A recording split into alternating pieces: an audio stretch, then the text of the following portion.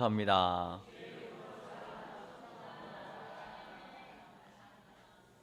오늘 영상으로 예배하는 분들에게도 동일한 하나님의 은혜가 함께 하시기를 주의 이름으로 축복합니다. 요즘 날씨가 너무 좋죠? 여러분, 날씨가 좋으면 어떤 생각을 많이 하세요? 꽃 보러 가야 되겠다. 산에 가야 되겠다. 낚시하러 갈까? 밭에 김매로 갈까요? 여러분의 다양한 관심사가 있을 거예요. 적어도 저와 여러분은 하나님의 은혜로 거듭난 하나님의 사람들입니다. 환경에 상관없이 그리스도인들에게는 가장 먼저 늘 그리스도가 머릿속에 생각나야 하고, 늘 그리스도, 예수님이 우리 삶에 늘 부각이 되어야 되는 사람들이죠. 근데 이렇게 서두에 이야기하면 오늘 또 목사님 뻔한 얘기를 하시는구나 라고 생각이 들 건데요, 뭐 어쩔 수가 없는 것 같습니다. 예수님이 직접 하신 말씀 가운데 요한복음 14장 6절 말씀에 보면 내가 길이다, 내가 진리고 내가 생명이다, 나를 통하지 않고는 그 누구도 아버지께로 갈 자가 없다, 주님 말씀하셨거든요. 그러니까 우리가 복음을 받으면 단순해집니다. 하나님께는 모든 게 다 있죠. 하나님께서 우리 아담 한 사람 위해서 모든 거 다 만드셨잖아요. 이제 남녀가 결혼해서요, 사랑을 하면 아이가 생깁니다. 그러면 이제 아이가 몇 개월 됐습니다. 이제 심장이 뜁니다. 이제 성별이 나오고 점점 자라면요, 그 아이가 태어나기도 전에 이미 그 아이가 태어나와서 필요한 것들을 미리 준비합니다. 뭐 베네 쪼가리, 또 젖병 하나, 뭐 하여튼 분유, 모든 것들을 다 세심하게 준비하게 되듯이 하나님께서 우리 인간을 이 땅에 아주 풍성한 복을 누리며 살게 하시려고 모든 걸 다 준비하셨잖아요. 그리고 유일하게 하나님의 형상대로 인간을 창조하셨습니다. 그 하나님과 함께하는 인간, 부족함이 없죠. 그 모든 복을 다 누릴 수 있는 우리 인생이었는데, 우리가 알다시피 창세기 3장에 죄로 말미암아 하나님을 떠나게 됐죠.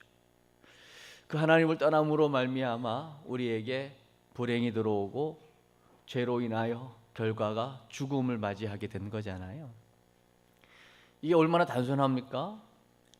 근데 우리는 태어나고 보니 아담 시대도 아니었고, 이미 우리의 인류의 시조라고 하는 아담과 하와로 인하여 지은 죄성을 가지고 태어났고, 이미 우리가 죄를 짓기 전에 죄성이 있어서 자라면서 죄를 짓게 되고, 이 죄값으로 우리는 죽어야 되는 운명에 처해 있는 거죠. 그리고 진정한 안식과 행복을 모른 채 살아갈 수밖에 없는 방황하는 인생이 된 거잖아요. 그런데 하나님의 은혜로 우리가 예수를 알게 된 거죠. 저는 길이다, 이 말을 한마디로 얘기하면, 예수가 길인 것을 모르면 무조건 방황한다. 전 제 나름대로 결론을 내렸어요. 또 성경을 통해서 확인을 했고요. 또 제가 짧은 인생이지만 살아오면서 예수님이 내 인생의 길입니다라고 고백하지 않는 사람 치고 방황하지 않는 사람이 없고요. 만약에 예수를 만나지 못했는데도 방황하지 않는다면 사실은 뭔가에 지금 속고 있는 것이다. 그리고 예수님이 내가 진리다. 다시 말하면 예수님을 제대로 인격적으로 만나지 않은 인생은 어쩔 수 없이 거짓을 말할 수밖에 없는 것이다. 그게 살아남기 위한 하나의 방편이기도 하고요, 나를 합리화하기 위해서 어쩔 수 없이 거짓말을 할 수밖에 없는 일들이 계속 일어나는 거죠. 그러나 예수님을 제대로 만나버리면 그분이 진리인 것을 깨닫는 순간 나는 거짓밖에 없구나. 내가 할 수 있는 것은 다 악이다. 그 고백밖에 없고요. 회개밖에는 없고요. 교만할 수가 없고요. 예수님을 인격적으로 제대로 만난 그 인생을 통해서 나오는 것은 오직 진리 대신 예수만 나오게 되어 있습니다. 그래서 오늘 이제 사도행전 잠시 보겠지만 그 진리 대신 예수님을 바르게 만나고 경험한 사람들, 초대교회 성도들은요, 그 예수를 위해서 죽는 일까지도 조금도 두려워하지 않았습니다. 밤에 가로숭, 횃불 역할을 하는 그냥 타 죽는 것, 화형에 처하는 것, 맹수의 밥이 되는 것, 그 어떤 것도 진리 대신 예수님을 만나고 나서는 더 이상 그 로마의 황제 가이사가 주라고 고백할 수가 없었습니다. 한 입으로 두 말 할 수가 없으니까요. 왜냐? 진정한 내 인생의 주는 오직 예수밖에 없기 때문이죠. 그리고 생명이신 예수님을 바르게 알게 되면, 깨닫게 되면 그 안에 영생이 있고 생명이 있기 때문에 죽음도 더 이상 두렵지 않은, 우리가 살면서 가장 두려운 건 사실은 죽음이거든요. 그러나 죽음까지도 초월할 수 있는, 죽음까지도 무서워하지 않을 수 있는 그 강력한 능력이 바로 예수 그리스도의 복음을 아는 것입니다. 그러니 이 복음을 알고 듣고 시작되어진 초대교회, 예루살렘 교회, 오순절 마가다락방에 성령을 받고 이 사실이 깨달아진 이후에 입을 열 때마다 너희가 십자가에 못 박은 예수를 하나님께서 주와 그리스도가 되게 하셨느니라, 그 십자가와 부활을 이야기하는데 그것은 그냥 흘려들은 예수가 아니고 내가 직접 보고 목격한 예수, 내가 경험한 예수였기 때문에 못 말리는 역사죠. 실제로 그 예수의 이름으로 선포할 때 안진뱅이도 일어나는 기적이 일어나고요, 그 예수를 그리스도로 선포했더니 3,000명, 5,000명이 회개하고 주께로 돌아오는 역사도 일어난 겁니다. 이때에 그들이 전한 복음, 우리가 지금 듣고 전할 복음 전혀 다르지 않습니다. 이 일로 인해서요, 예루살렘 교회가 엄청 부흥을 하게 됐죠. 그러나 사도행전 시작부터 주신 주님의 계획은 오직 성령이 너희에게 임하면 너희가 권능을 받고 예루살렘, 온 유대, 사마리아 땅끝까지 증인이 되는 거였거든요. 그러니까 이 복음은 한 곳에 머무르는 복음이 되면 안 되는 것이고, 이 복음은 땅끝까지 가야 될 복음이었던 거죠. 그래서 예루살렘 교회가 부흥하고 커질 때에 스데반 집사님의 순교로 인하여 사울의 핍박과 더불어 동시에 흩어지게 되는, 그래서 예루살렘을 중심으로 이제 흩어지는 거죠. 유대로 사마리아로 흩어지게 되는 겁니다. 심지어는요, 오늘 본문에 등장하는 안디옥이라고 하는 곳에까지 복음이 흩어져서 전해지는 것을 보게 되는 겁니다. 이 사도행전 7장에 보면 스데반의 순교가 나와요.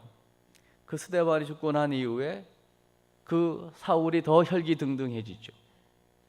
그래서 빌립이 사마리아에 가서 복음을 전했더니 사마리아 성 전체가 큰 기쁨을 누리게 됩니다. 그리고 베드로가요, 사도행전 10장에 보면 고넬료라고 하는 가이사랴에 있는 고넬료의 집에 가서 복음을 전하는 기회를 갖게 되거든요. 이것도 참 신기한 게요, 하나님의 역사는 하나님이 이루시는 줄로 믿습니다. 베드로는 이 당시만 해도요, 자기 유대인에게만 주어진 복음으로만 알았지, 이 복음이 유대인 외에 또 다른 이방인에게 복음이 전해지는 것은 생각도 못했던 사람이었습니다. 그런데 고넬료라고 하는 그 이방인에게도, 그 가족에게도 복음을 전할 때에 성령이 임하는 것을 목격하게 되는 거죠. 이 사건으로 일어나는 동시에 오늘 안디옥이라고 하는 그 지역은요, 사실은 바울이 고넬료를 만나고 또 그곳에서 어찌 보면 이제 작은 교회가 시작이 되어진 것이죠. 또 사마리아 성에도 빌립이 가서 복음을 전했더니 그 성 전체가 큰 기쁨이 있죠. 이건 사실은 이스라엘이라고 하는 그 지역 안에서의 이방인에게 전해진 복음이라면, 오늘 우리가 이제 봉독해 주신 말씀에 등장하는 이 안디옥 교회라고 하는 것은 완전히 이제는 지역까지도 완전히 이스라엘을 벗어나고 그 대상까지도 이제는 이방인이 되는, 이방인 지역에 이방인으로 인하여 복음이 전해지는 역사가 일어나는 거예요. 뭘 의미하는 거냐면요, 주님이 하신 말씀 그대로 이루어지고 있다는 하나님의 역사를 보게 되는 겁니다. 그래서 오늘 이제 19절 말씀을 한 번 더 볼 텐데요. 19절 한번 읽어 주십시오. 시작. 그때에 스데반의 일로 일어난 환란으로 말미암아 흩어진 자들이 베니게와 구브로와 안디옥까지 이르러 유대인에게만 말씀을 전하는데, 지금 흩어진 자들을 이야기해요. 스데반의 순교로 흩어졌어요. 근데 베니게, 구브로, 안디옥을 이야기하고 있네요. 이 안디옥이라고 하는 그 지역은 예루살렘에서 한 500km 떨어져 있는 직선거리로요, 아주 먼 지역입니다. 그리고 그 안디옥 바로 밑이 베니게라고 하는 지역이고요. 그리고 구브로라고 하는 것은 그 베니게 옆에 그 지중해 섬입니다. 그래서 각각 지금 이스라엘하고는 멀리 떨어져 있는 각각의 이방 지역에 있는 사람들이 흩어졌는데 여전히 유대인에게만 복음을 전하고 있는 상황을 이야기하는 거예요. 이것은 아직 주님이 의도하신 것을 벗어나지 못한 한계 상황인 거죠. 제가 오늘 본문을 가지고 함께 그 말씀을 나누면서 정한 제목이 뭐냐면요, 성장하는 궁평교회입니다. 아멘. 우리 궁평교회가 주님 오실 날 점점 가까워오는 정말 마지막 때라고 하는 이때에 정말 하나님 앞에 바로 서고 성장하고 하나님의 부흥을 경험하기를 원하신다면요, 우리만의 한계를 벗어나야 합니다. 우리 궁평교회만의 한계를 벗어나야 합니다. 다시 말하면 나의 한계가 있거든요. 여러분의 한계가 있어요. 그 한계를 빨리 벗어날 때 하나님의 역사를 보게 될 거예요. 그러면 나만의 한계, 한번 여러분 오늘 말씀을 듣고 또 유튜브로 계속 들으시면서요, 나의 한계가 무엇인가를 한번 나름대로 생각해 보는 시간을 가졌으면 좋겠어요. 그래서 20절 한번 보십시오. 시작. 그 중에 구브로와 구레네 몇 사람이 안디옥에 이르러 헬라인에게도 말하여 주 예수를 전파하니. 할렐루야. 이게 바로 한계를 이제 벗어나는 상황인 거예요. 오늘 구브로는 금방 제가 섬이라고 했고요, 이 구레네라고 하는 것은요, 저쪽 밑에 애굽에서도 한참 옆에 그 리비아의 수도 북아프리카, 거기에서 이 안디옥까지라고 하는 거리는요, 상상을 초월하는 거리거든요. 다시 말하면 여기 보니까 누구인지 사람도 밝히지 않습니다. 그러니까 저 구레네 사람, 또 구브로 사람, 섬 사람이에요. 그 몇 사람이 이 안디옥에서요, 헬라인에게도 복음을, 주 예수의 복음을 전했다는 것입니다. 이것은 이 당시에 유대인에게 있었던 그 한계 상황을 완전히 상상을 초월하는 일이 일어나는 거예요. 여러분, 주 예수의 복음은 결코 여러분만을 위한 구원으로 멈출 수 없는 복음입니다. 여러분 가족만을 구원하는 복음으로 멈추는 복음이 아니라고요. 우리 궁평교회만 부흥하면 됐지라고 머무는 복음이 아닙니다. 이 복음은 어느 시대를 막론하고요, 누구에게든지 어디든지 어떤 대상에게든지 모두에게 다 전파되어져야 될 복음입니다. 여러분 이렇게 깨닫고 계시나요? 혹시 여러분 거주하는 지역에 내가 전도해보지만 저 사람은 조금 가망이 있지만 저 사람은 아예 시도조차도 할 필요도 없고 저 사람은 구원받을 이유도 없는 사람이야 라고 혹시 여러분 나름대로의 제한을 두고 있는 사람은 없나요? 아니면 거리를 초월해서라도 여러분이 알고 있는 사람 중에 저런 사람은 예수 믿으면 안 돼 라고 혹시 여러분 나름대로 이렇게 선을 긋고 있는 사람은 없습니까? 오늘 19절에 머물면 안 됩니다. 이거는 하나님의 의도도 아니고 하나님의 뜻이 아닌 거예요. 20절에 빨리 넘어와야 돼요. 몇몇 사람, 누가라고 하는 이 사도행전을 기록한 사람은요, 의사이기도 하고 사도 바울과 늘 옆에서 주치의 역할을 하면서 동행했던 사람이기 때문에요, 사실은 아주 구체적이고 섬세한 사람이거든요. 그럼에도 불구하고 오늘 이런 그 몇 사람의 그 인적을 밝히지 않는 데는 분명한 의도가 있을 거예요. 누구냐가 중요한 게 아닙니다. 누구에게 복음이 전해지느냐가 중요한 거예요. 유대인에게만으로 머물면 안 되고요, 헬라인에게도로 넘어가야 되는 거예요.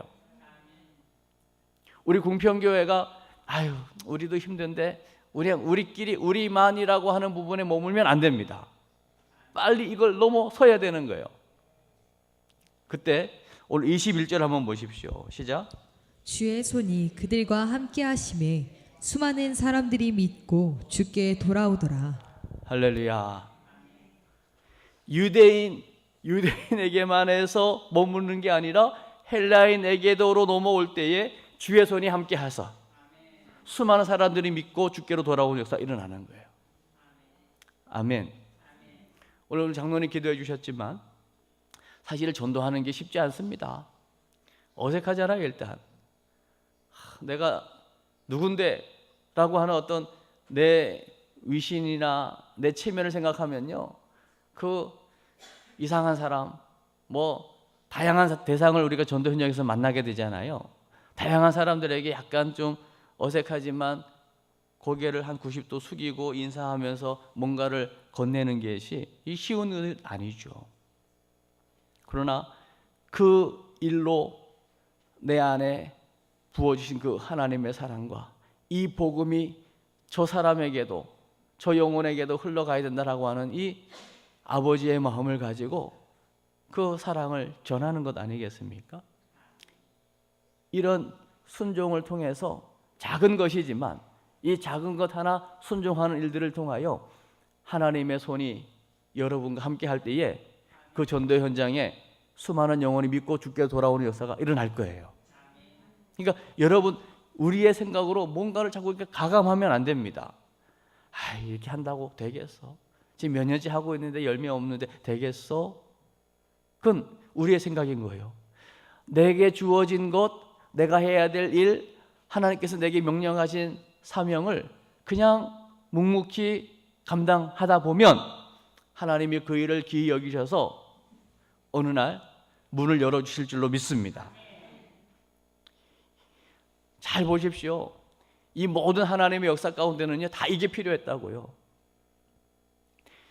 하나님께서 그 다윗의 아버지 이새가 그 다윗의 형들이 전쟁터에 나가 있을 때에 심부름 시키거든요. 도시락 갖다 주고 잘 있는지 알아보라고 할 때에 그 다윗이 막내면 그 위로도 형들이 많이 있는데도 불구하고 왜 해필이면 다윗? 뭔가를 부탁했을 때에 작은 일 하나라도 기쁨으로 순종할 수 있는 사람에게 심부름을 하는 거죠. 그 작은 일이지만 그것을 충성스럽게 순종하는 다윗이 마침 형 도시락 전달하다가 골리앗을 만나게 되는 것 아닙니까? 근데 그 골리앗의 소리를 들어보니 자기가 평생 섬겼고 틈만 나면 찬양하는 그 하나님을 모독하는 골리앗을 보게 되는 것 아닙니까? 그 사건이 다윗에게 만드는 전환점이 되잖아요. 그러니까 작은 것 하나인 거예요. 오늘 고넬료와 베드로와의 만남에도요, 이 고넬료가 이 베드로를 초청하기 위해서 보내는 몇 사람의 순종이 있었기 때문에 그게 또 가능해진 거거든요. 그 사람들은 드러나지 않는 것이지만 내게 주어진 작은 일 하나 순종할 때에 하나님의 큰 역사를 이루게 되는 겁니다. 늘 우리는 습관적으로 유대인에게만인 거예요. 그냥 우리끼리 믿는 사람끼리. 그러나 이게 빨리 넘어가서 이제는 우리의 관심이 우리끼리가 아니라 믿지 않는 교회 밖에 있는 또 다른 영혼으로 헬라인에게도 관심이 맞춰지고 그 영혼을 향하여 우리가 집중할 때 오늘 21절에 주의 손이 함께하는 하나님의 역사를 보게 되는 겁니다. 그래서 22절 한번 보십시오. 시작. 예루살렘 교회가 이 사람들의 소문을 듣고 바나바를 안디옥까지 보내니. 할렐루야. 여러분, 소문이 나야 됩니다. 또 소문은 나게 되어 있습니다. 지금처럼 소문이 빠른 시대가 어디 있습니까? 스마트폰 하나면 소문이 다 나는데요. 소문을 듣고요, 오늘 바나바를 그 안디옥까지 파송하게 되는 겁니다. 왜 하필이면 바나바였을까요? 다른 제자들도 있는데 바나바는 제자가 아니지 않습니까? 여기에 많은 의미가 있을 거예요. 이 바나바라고 하는 사람은요, 그 안디옥이라고 하는 그 도시의 옆에 섬 구브로 출신이거든요. 지금 구브로 사람 몇 사람이 지금 복음을 전한 일이 된 거고요. 그리고 지난 주일 오후에 우리가 바나바를 잠시 언급했지만 바나바는 요셉, 위로의 아들이라는 이름의 뜻이 있거든요. 그리고 오늘 본문의 24절에도 보면, 우리 24절을 한번 먼저 볼까요? 24절 시작.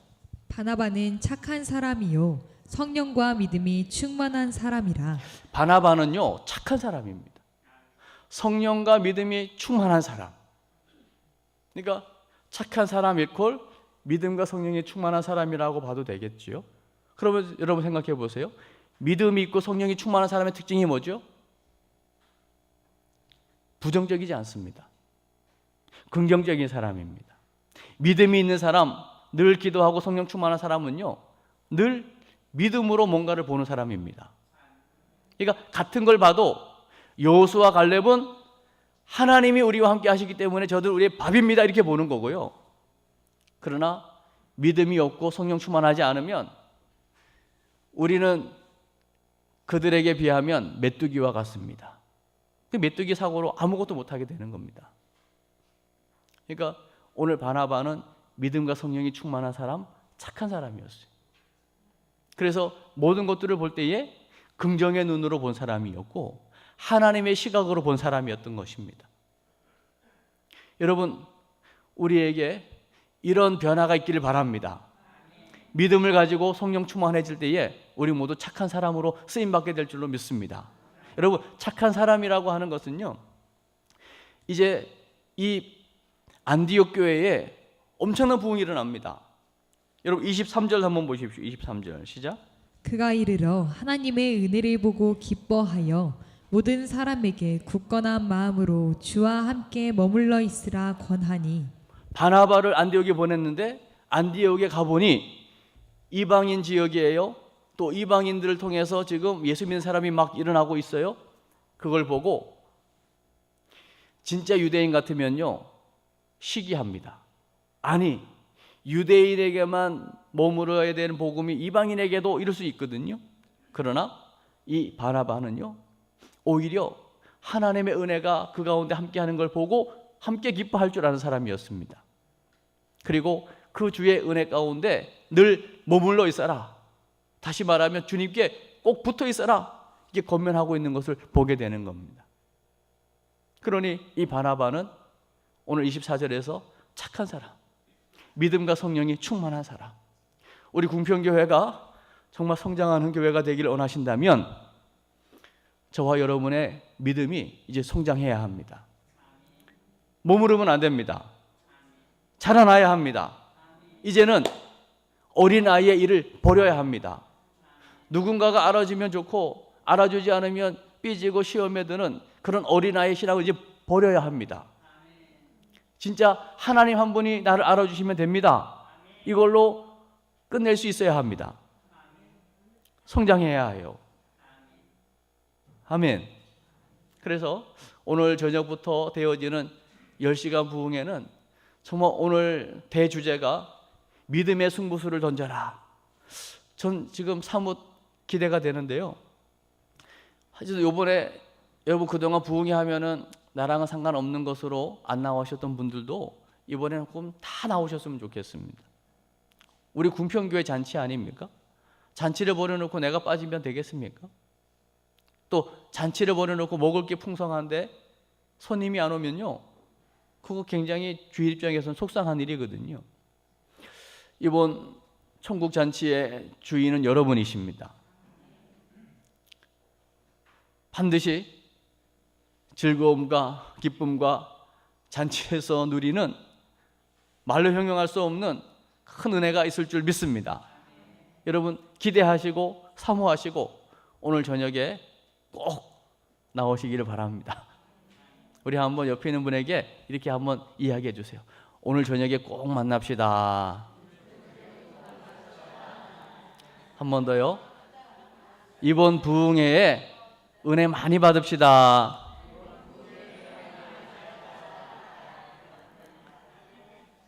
다 들으셨죠? 저 다 봤어요. 정말이에요. 이번에 꼭 만나고 은혜 받고 우리 성장하는 궁평교회의 이번 부흥회가 아주 큰 역할을 하게 될 줄로 믿습니다.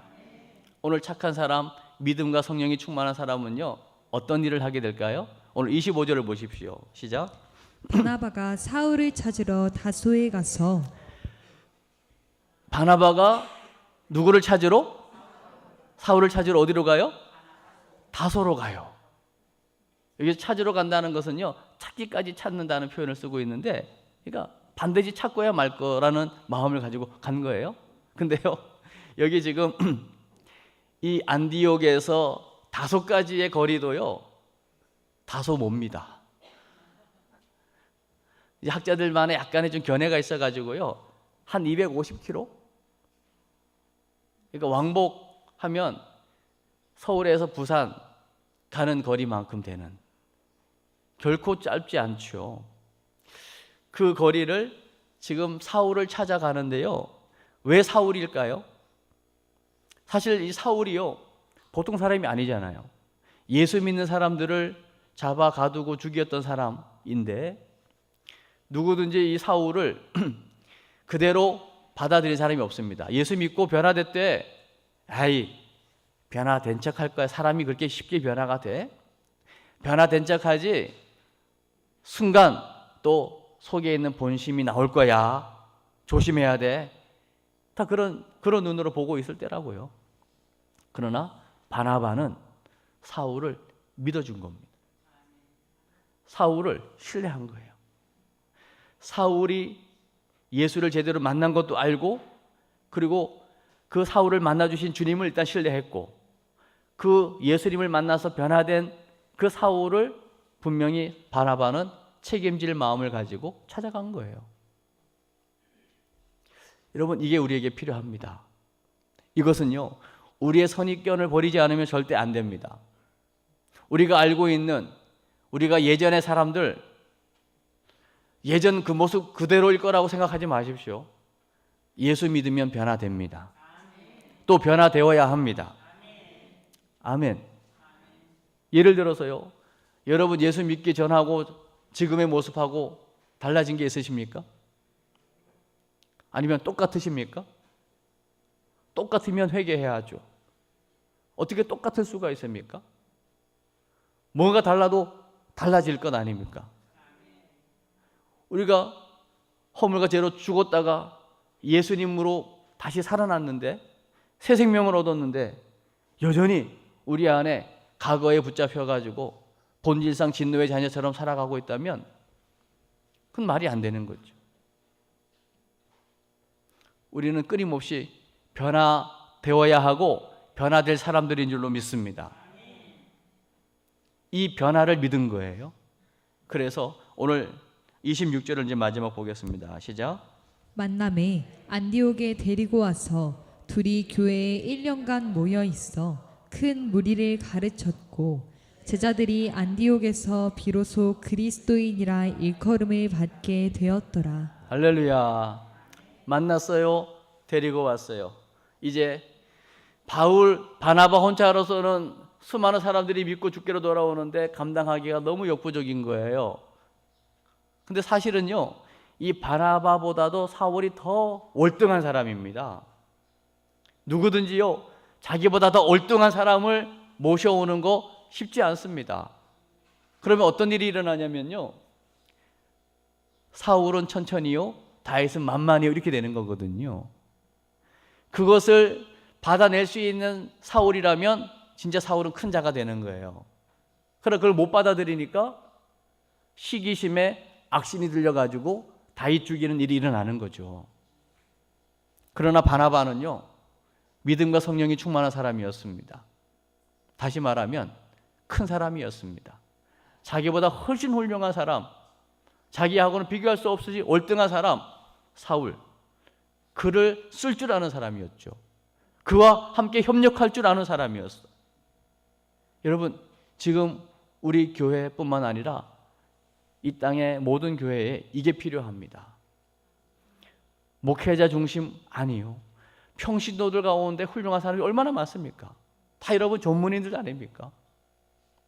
여러분에게 주어진 그 탁월함들을 서로 다 이렇게 인정해주고 칭찬해주고 서로 필요한 부분들을 지원해주면서요, 각자에게 주신 달란트가 하나님 앞에서 온전히 충성하면서 쓰임받게 될 때 온전한 교회, 아름다운 교회, 성장하는 교회를 경험하게 될 줄 믿습니다. 여러분, 다 소중한 거예요. 혼자는 공동체가 아닙니다. 둘 이상이어야 공동체인 거예요. 우리 궁병 공동체, 여러분이 있기 때문에 공동체를 이룰 수 있는 겁니다. 아멘. 그래서 오늘 함께 협력해서 가르쳤더니요, 비로소 그리스도인이라고 하는 일컬음을 받게 되었다는 것입니다. 늘 저들 만나서 늘 입만 열면 예수 하더니 진짜 예수님이 저들과 함께 하는 일들이 보여지기 시작한 거죠. 주의 손이 그들과 함께 하는 게 보여진 거죠. 그리고 모이는 걸로만 끝나는 게 아니라 그 안에서 되어지는 일들과 그들의 삶을 보게 된 거죠. 우리가 지난주에 봤지만 사도행전 초대교회 성도들의 그 삶을 보십시오. 유무상통 아닙니까? 그 누구도 내 것을 내 것이라고 하는 사람이 없습니다. 내게 있는 것 있다면 집 팔고 땅 팔아서 아낌없이 내어놓고 그걸 내 것이라고 하는 사람이 없습니다. 각자 나눠 쓰면서 가난한 사람이 없었더라. 오늘 이 바나바라고 하는 사람도요, 우리 지난주에 봤지만요, 자기에게 있는 땅을 팔아가지고 아낌없이 사도들 발 앞에 내어놓은 사람입니다. 내 것이 없는 겁니다. 다 하나님 주신 겁니다. 철저하게 하나님의 주권을 인정하고 나는 청지기에 불과합니다, 이 의식이 분명했던 사람이라고요. 이런 사람은 그 누구하고도 다 연합할 수가 있는 것이죠. 지금 우리 궁평교회가 정말 주님이 원하시고 주님이 그토록 보결했던 그 주님의 심장 속에 떼고 있는 그 교회를 이루려면 바로 이 바나바와 같은 마음이 우리에게 있어야 하는 거예요. 제발 더 이상 시기 질투하지 않고 나보다 다른 사람을 더 낮게 여기고 서로의 잘남을 인정해주고 축복해주고요. 아멘. 서로 협력해서 서로 세워가는 교회. 아멘. 정리하면 오늘 유대인에게만 머무는 것에서 빨리 그 한계를 뛰어넘어 헬라인에게도로 넘어가야 합니다. 우리끼리 우리만의 신앙생활 아닙니다. 하나님은 오늘도 집 안에 있는 자식보다 집 밖에 잃어버린 자식을 향하여 울고 있는 것 아닙니까? 그 하나님의 아픔을 우리가 느낄 수 있어야 되는 것이죠. 거기에 관심을 갖게 될 때 주의 손이 함께해서 하나님의 은혜를 보게 될 줄로 믿습니다. 그때에 하나님께서 이 안디옥 교회에 파송되어진 이 바나바와 같은 일꾼, 믿음과 성령이 충만한 착한 사람 바나바, 그는 어떤 사람을 만나도 함께 협력할 수 있는 사람이었습니다. 오히려 자기보다 더 훌륭한 사람을 모시고 와서라도 함께 귀한 사역을 할 수 있었던 사람.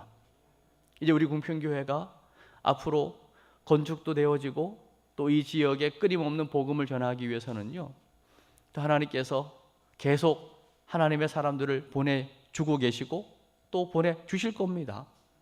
그러나 그분들이 왔을 때에 그분들이 가지고 있는 귀한 달란트와 그 하나님 주신 귀한 은사들이 제대로 활용될 수 있도록 우리가 함께 협력하고 지원할 수 없다면 그건 아무것도 할 수가 없는 거죠.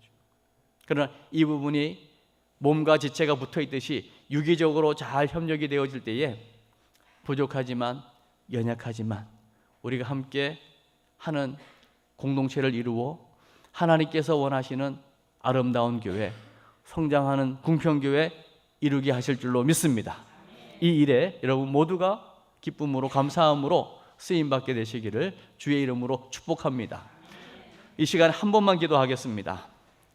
오늘 성장하는 궁평교회를 위해서 우리가 다 애쓰고 또 원하고 기도하는데요, 한 가지만 실천할 거, 하나님 나에게 주어진 것이 무엇이든지 간에 그 일이 구역장이든 기관 임원이든 아니면 가끔씩 찾아오는 청소하는 일이든 아니면 주방에서 일하는 거든 아니면 성가대든 뭐 어떤 거든 내게 주어진 것이라면 교사라도 작은 것이라도 하나님 사람 눈치 보지 않고 환경 보지 않고 그냥 하나님 앞에서 내게 주어진 그 자리에서 최선을 다하고 최고는 안 되어도 좋습니다.